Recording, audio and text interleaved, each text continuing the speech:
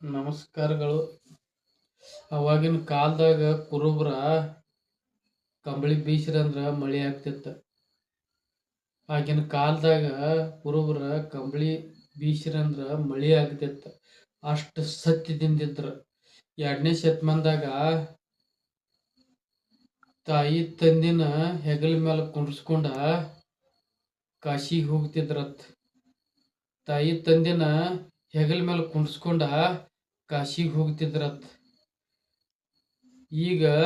ಈಗಿನ ನಮ್ಮ ಕಾಲಮಾನದಾಗ ಹೆಂಡ್ರನ್ನ ಕುಂಡ್ರಸ್ಕೊಂಡ ಕಾಶಿಗೆ ಹೋಗುವಂಥ ಪ್ರಸಂಗ ಬಂದೈತಿ. ನಮ್ಮ ಕಾಲದಾಗ ಹೆಂಡ್ರನ್ನ ಹೆಗಲ ಮೇಲೆ ಕುಂಡ್ರಸ್ಕೊಂಡ ಕಾಶಿಗೆ ಹೋಗುವಂಥ ಪ್ರಸಂಗ ಬಂದೈತಿ.